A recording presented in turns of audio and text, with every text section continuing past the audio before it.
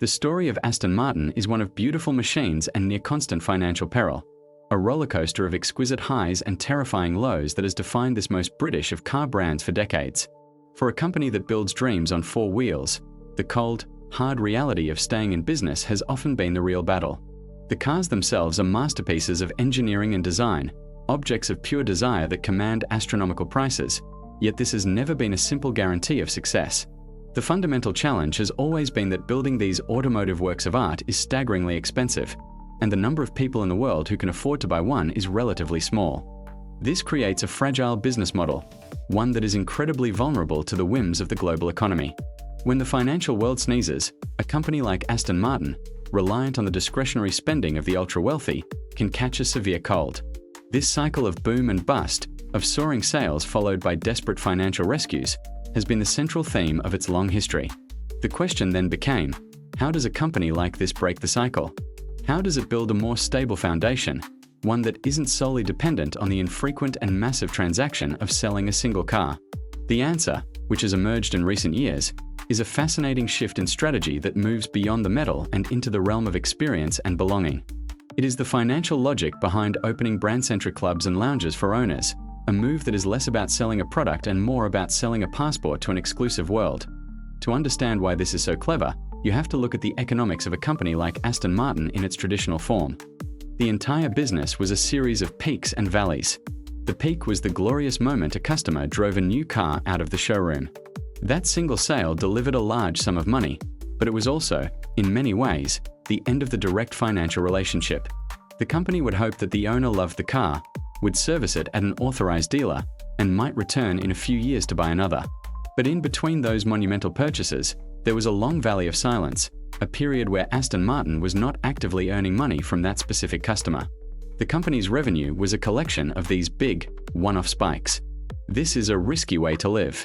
It means if a new model is poorly received, or if a global recession hits and the wealthy decide to pause their luxury purchases, the company's income can plummet overnight, threatening its very existence. This happened repeatedly. The solution, therefore, is to find a way to fill those valleys, to create a steady, predictable stream of income that continues regardless of whether a customer is in the market for a new $250,000 car this year or not. It is about building a financial engine that hums along consistently, smoothing out the dangerous bumps of the traditional sales cycle. This is where the concept of the owners' clubs and lounges comes in, representing a masterstroke of modern business strategy. These are not just fancy waiting rooms. They are the physical manifestation of a new, continuous relationship with the customer. Think of it like this. When you buy an Aston Martin, you are not just buying a car, you are buying an entry ticket into a very exclusive club. The car is the key that unlocks the door. Once inside, the company creates countless opportunities to engage with you, and crucially, to earn revenue from you, long after the initial sale is complete. These private clubs, located in global hubs like London, Tokyo, and New York, are designed as sanctuaries for owners. They are places to work, relax, socialize, and immerse oneself in the brand's heritage. But beneath the polished marble and the curated art lies a powerful financial machine. By creating a desirable space that only owners can access, Aston Martin gives people a powerful reason to remain emotionally and financially connected to the brand. This connection is the seed from which recurring revenue grows. The financial benefits of this model are multi-layered and powerful. The most direct form of revenue comes from membership fees or the simple act of spending within the club itself. Owners might pay an annual fee to maintain their access, a small sum for someone who owns such a car, but a collectively massive and predictable income stream for the company. Then, every time an owner visits for a coffee, a business lunch, or to host a private event, they are spending money directly with Aston Martin. This is high-margin revenue. The cost of a cup of tea is negligible, but the prestige of the location allows it to be sold at a premium. This turns the club into a profitable hospitality business in its own right. But the real genius goes much deeper than just food and beverage sales. The primary financial logic is what this constant engagement does for customer loyalty and future sales. When an owner spends an afternoon at the club, surrounded by other enthusiasts, admiring a vintage model on display or getting a sneak peek at a future design, their emotional bond with the brand is strengthened immensely. They are not just a customer, they are a member of a tribe.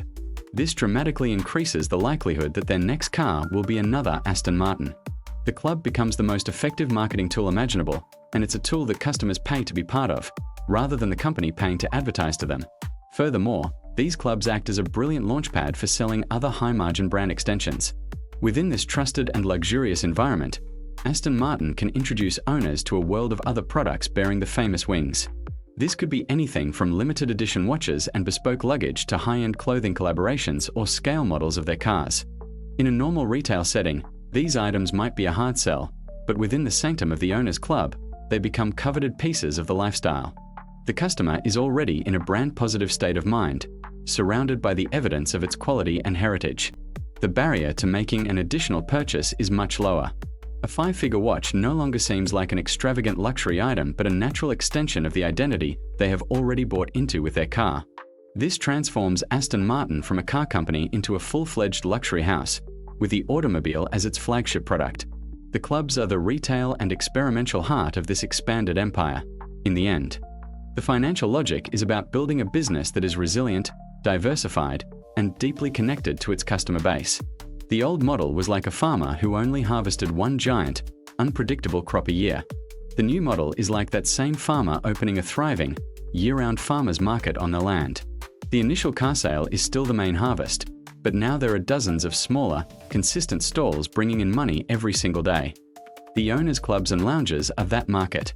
They provide a steady drip of income that helps to insulate the company from the shocks of the economic cycle. They forge an unbreakable bond of loyalty that ensures a future stream of car sales. And they create a platform for selling a whole universe of branded goods that would be difficult to move through conventional channels. For Aston Martin, a company that has lived so close to the edge for so long, this strategy is not just a nice-to-have marketing gimmick, it is a vital step towards a more secure and prosperous future. It is a recognition that in today's world, selling a dream is not enough.